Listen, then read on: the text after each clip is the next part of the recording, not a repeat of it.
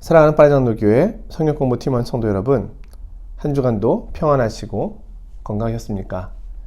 가을이 점점 깊어져 가고 있습니다. 날씨도 점점 더 쌀쌀해져 가고요. 아무쪼록 건강에 더욱 유의하시는 시간들이 되기를 원합니다.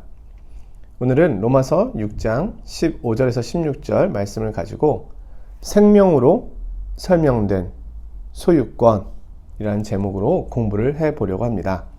제목 그대로 우리가 하나님의 것이므로 우리는 생명, 영생을 얻었다는 의미입니다. 로마서 6장은 크게 두 부분으로 나눌 수 있었습니다. 6장 1절부터 14절까지, 그리고 오늘 공부하게 될 15절부터 마지막 절까지입니다. 두 부분으로 나누는 데 있어서 큰 역할을 한 것은 질문인데요. 먼저 6장 1절에서 이렇게 질문으로 시작합니다. 그런즉 우리가 무슨 말을 하리요? 은혜를 더하게 하려고 죄에 거하겠느냐? 그럴 수 없느니라. 이신칭의 믿음으로 의롭다함을 받는다는 사실 때문에 외부로부터 공격을 받고 있습니다. 그것은 어떠한 죄를 지어도 은혜가 다 덮어준다면, 믿음이 다 해결해 준다면, 그러면 그리스도인은 마음껏 죄를 지어도 상관없다는 것이냐? 율법과 윤리는 필요가 없다는 것이냐? 그것에 대하여 바울사도는 그럴 수 없음을 앞에서 이야기하였습니다. 오늘 6장 15절, 16절에서도 이와 비슷한 질문을 가지고 시작하는데요. 앞의 질문과는 약간의 차이가 있습니다. 자, 제가 본문 말씀을 읽어보겠습니다. 그런즉 어찌하리요? 우리가 법 아래에 있지 아니하고 은혜 아래에 있으니 죄를 지으리요? 그럴 수 없느니라. 너희 자신을 종으로 내주어 누구에게 순종하든지 그 순종함을 받는 자의 종이 되는 줄을 너희가 알지 못하느냐? 혹은 죄의 종으로 사망에 이르고 혹은 순종의 종으로 의에 이르느니라. 아멘. 자, 앞에서 우리는 죄가 넘치는 곳에 은혜가 더욱 넘친다고 해서 우리가 죄 가운데 계속 거한다는 것은 있을 수 없는 일이라고 이야기하였습니다. 오늘은 앞의 내용과 비슷하지만 우리가 율법 아래에 있지 않고 은혜 아래에 있기 때문에 우리가 어떤 일이든 무슨 일이든 마음대로 한다는 것은 말이 되지 않는다. 이런 이야기를 하고 있는 것입니다. 자, 기독교는, 우리 믿음은 늘 이런 공격을 받고 있습니다. 왜냐하면 믿음으로 의롭다함을 받는다는 이 사실은 지금껏 이 세상에 존재한 적이 없는 일이기 때문입니다. 그래서 우리는 계속 의아해하고 질문을 던지게 되며 이 사실 자체를 믿기가 어렵다는 겁니다.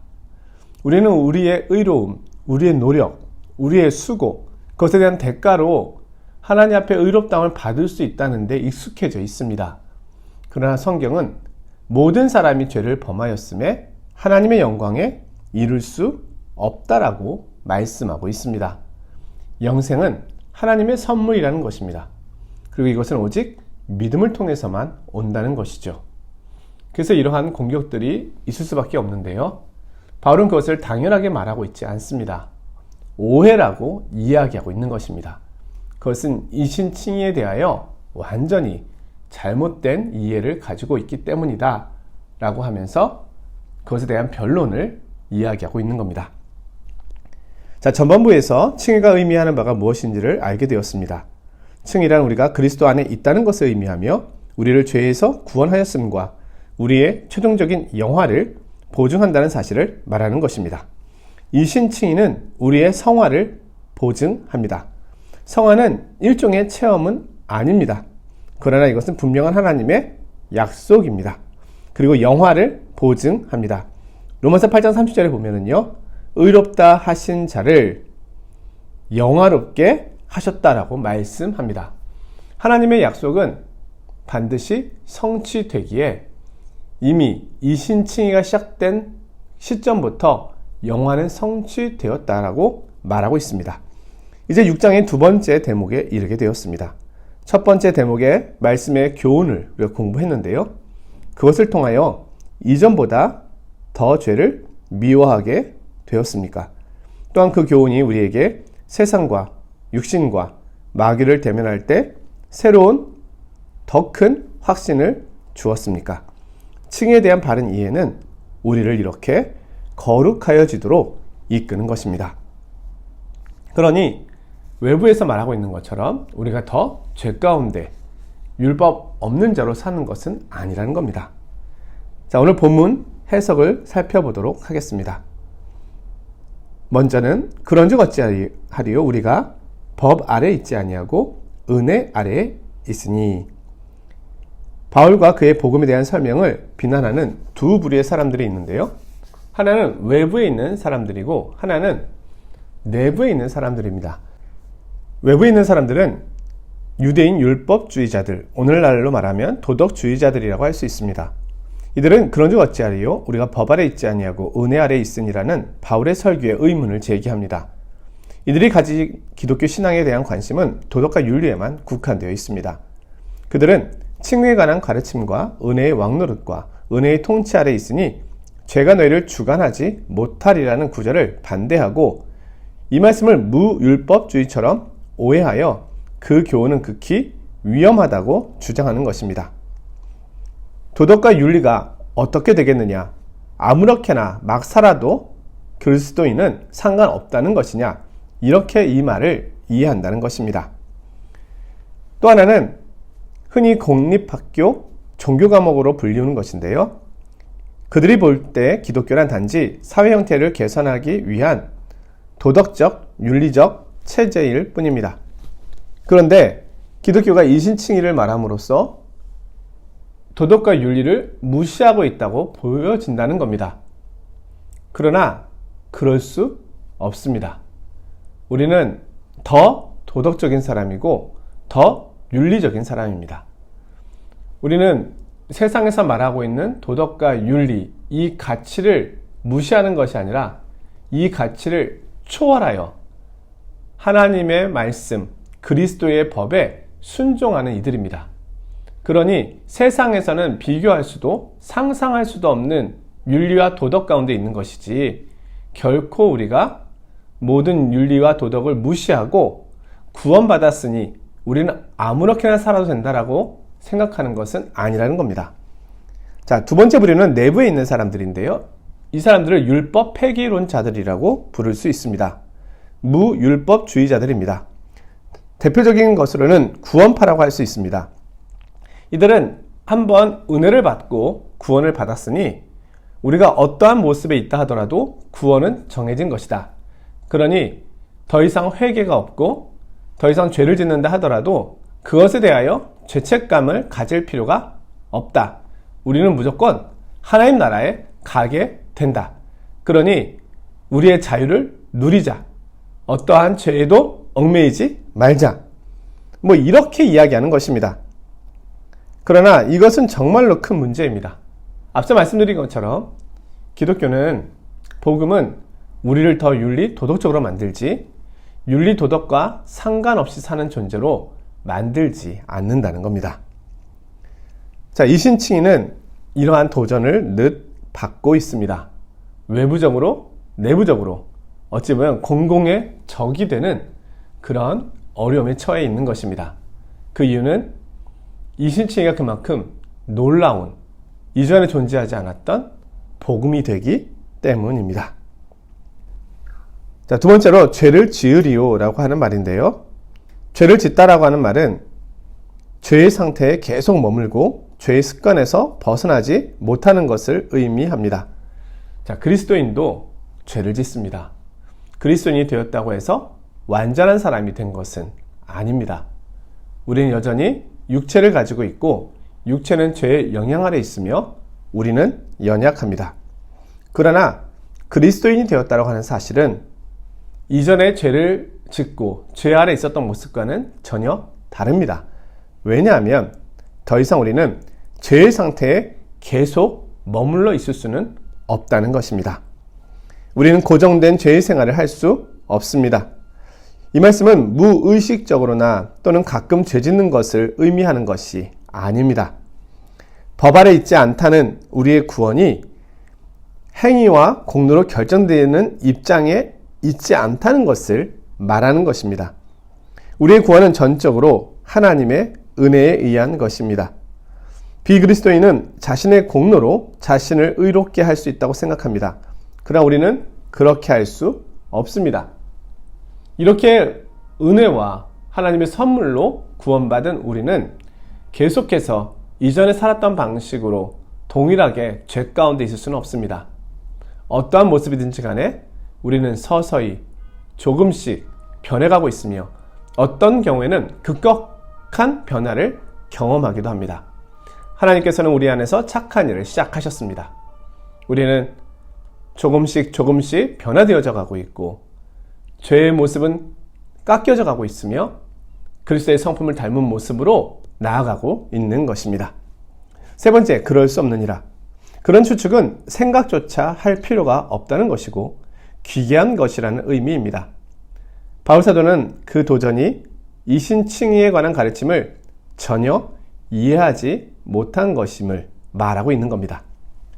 네 번째, 너희 자신을 종으로 내주어 누구에게 순종하든지 그 순종함을 받는 자의 종이 되는 줄을 알지 못하느냐.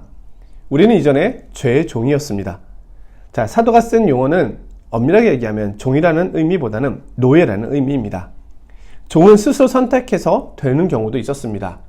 예를 들면 자유자의 위치에 있었지만 스스로 종이 되어 귀에 구멍을 뚫어서 영원한 주인의 것임을, 영원한 종이 되었음을 선언하는 경우가 있습니다. 하지만 노예는 그런 선택이 전혀 없습니다. 죄가 우리 가운데 하는 일은 우리를 노예로 부리는 일입니다. 따라서 죄로부터 벗어날 수 있는 방법은 없습니다. 우리의 의지와 상관없이 죄는 그러한 권한을 갖습니다. 그런데요, 은혜도 그러한 권한을 갖고 있는 것입니다. 그러하기에 은혜가 우리 가운데 왕노릇하고 있으며 은혜가 그 권세를 가지고 있는 것입니다. 그러니 우리는 그 은혜 아래 순종함을 받고 있기에 은혜의 노예, 은혜의 종이 되어 있는 것입니다. 따라서 우리는 법 아래 있지 않고 순종 아래 있습니다. 은혜 아래 있는 것입니다. 자, 고린도서 9장 21절에 보면은요, 우리는 그리스도의 율법 아래 있다라고 말합니다. 우리는 무법자가 된 것이 아니라 그리스도인이 되었다고 하는 것은 이제 그리스도의 법에 순종하는 자가 되었다는 것을 의미하는 것입니다. 마태복음 5장부터 7장까지 나오는 산상수훈의 말씀이 그리스도인을 위한 말씀 아니겠습니까? 우리는 이 세상의 도덕과 윤리를 초월하여 더 높은 수준의 법 아래 순종하는 위치에 있는 겁니다. 그것은 우리가 은혜 아래 순종하는 자, 은혜의 노예가 되었기 때문입니다. 다섯 번째, 혹은 죄의 종으로 사망에 이르고 순종의 종으로 의에 이르느니라. 사도는 죄에 대칭하여 순종이란 말을 놓고 있습니다. 법 아래 있지 않다는 것은 무법하다는 것이 아니라 오히려 순종 아래 있다는 것을 의미하는 것입니다. 사망의 반대는 생명이죠. 근데 여기서 사도는 의를 말합니다. 왜냐하면 만일 순종으로 인하여 생명에 이른다고 말하면 자칫 행위로 의롭다함을 받는다라는 가르침으로 오해될 수 있습니다. 자, 6장 23절에서 죄의 삭은 사망이요 하나님의 은사는 영생이라고 하였습니다. 영생은 하나님의 은사, 선물이지 순종의 결과는 아닌 것입니다. 그래서 여기서 순종의 종으로 의에 이른다는 말은 그리스도인의 순종이 의의 생활로 인도한다고 말하고 있는 것입니다. 에베소 2장 10절의 말씀입니다. 우리는 그의 만드신 바니 그리스도 안에서 선한 일을 위하여 지으심을 받은 자니, 우리는 그리스도인이 되었음으로 인하여 더 선한 일을 행하게 되는 겁니다. 자, 논증을 요약해 보겠습니다. 만약 우리가 어떤 권세에 대해 노예가 된다면 그 권세는 나의 행할 바를 결정하게 됩니다. 그러면 나는 더 이상 자유인이 아닙니다. 두 궁극적인 힘, 즉 죄와 순종이 있습니다. 여기에 중간지대는 없고 모든 인류는 죄의 노예이든지 순종의 노예이든지가 되는 겁니다. 앞에 공부한 내용을 살펴본다면 우리는 아담 안에 있든지 아니면 둘째 아담으로 오신 그리스도 안에 있든지 되는 것입니다. 두 세력은 전적으로 다르고 반대되어 있습니다. 본질상 영원토록 반대이므로 그들이 가져오는 결과도 영원한 반대입니다. 지옥과 천국의 차이입니다. 동시에 둘의 노예가 된다는 것은 전혀 불가능합니다. 그들은 서로 충돌하고 대치됩니다. 결국 우리가 행하는 바에 따라 우리의 주인이 누구이며 우리의 신분이 밝혀지는 것입니다. 우리가 하는 말이 아닌 우리가 행하는 바로 인하여 알게 됩니다. 그들의 열매로 그들을 알리라. 선과 악은 섞이지 못하고 혼합될 수 없는 겁니다. 마지막으로 적용입니다. 본성은 행동으로 나타나게 되어 있습니다. 그리스도인이 된다는 것은 단순히 주 예수 그리스도를 믿는다고 말하는 것을 의미하지 않습니다. 그것은 거듭나고 그리스도 안에 있다는 것을 의미합니다. 그 사람은 새로운 본성을 가지고 있으며 새로운 본성은 저절로 드러나게 되어 있고 순종과 거룩한 삶에서 스스로를 보여줍니다. 그래서 사도는 로마의 교인에게 정신을 차리고 허리를 동이고 바로 생각하기 위하여 노력하라고 관건하고 있는 겁니다. 만약 우리가 참으로 은혜의 노예요, 순종의 노예라면 순종의 행위와 거룩한 행동으로 스스로 나타나게 되어 있는 것입니다. 자, 은혜는 우리를 주장하고 은혜는 자기의 목적을 반드시 이룰 것입니다. 무엇보다도 순종과 의의 열매를 맺게 될 것입니다. 자, 오늘 공부는 여기까지 했고요. 다음 주에는 믿음과 순종이라는 제목으로 로마서 6장 17절 말씀을 공부해 보겠습니다. 한 주간도 평안하시고 건강하십시오. 고맙습니다. 안녕히 계십시오.